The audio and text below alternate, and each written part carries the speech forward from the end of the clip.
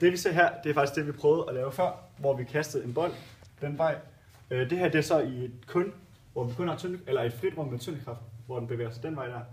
Og det vi ser her, det er så vores bordtennisbold vi havde før.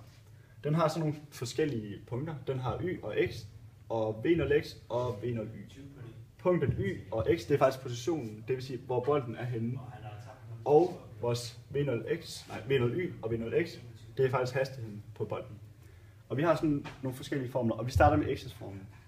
Og da farten henad, den er konstant, fordi bolden vil ligesom bare flyve henad i den samme hastighed, så kan vi bruge Newtons anden lov, som hedder F res lige med massen, eller M gange A.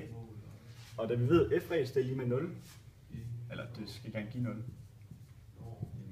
med 0, så må vores acceleration, den må afhængig også af 0, så også gerne udregne positionen for vores bold i x-koordinatet. Og det kan vi så gøre med formlen, der hedder x er lige med. Og her der tager vi så udgangspunkt med tiden også. Hvilken tid vi bruger.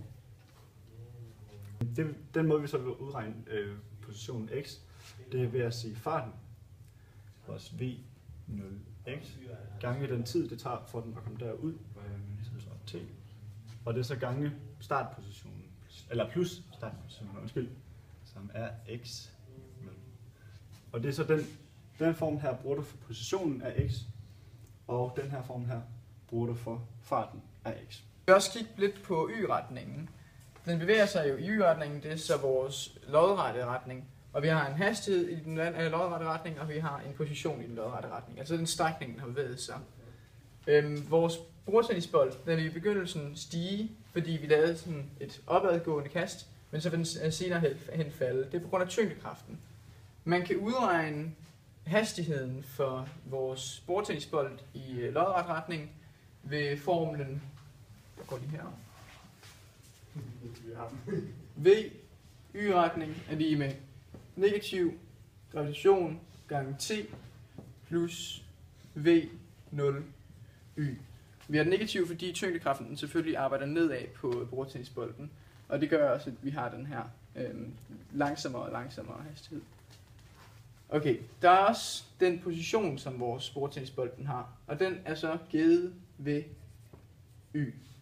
Vi skal se, om vi får det skrevet ordentligt. Y. Og der skal man også tage hensyn til tyngdekraften.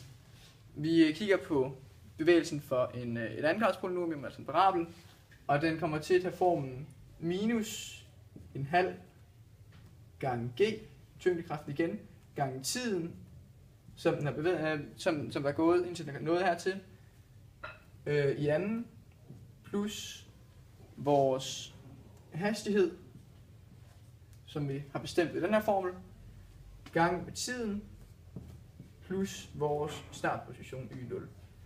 Og ved den her formel kan man så køre ind i den her, man kan selvfølgelig bruge den her til at regne sin hastighed. Og så kan man så finde ud af de her forskellige elementer af den her bordtennisboldsbevægelse i skråkast.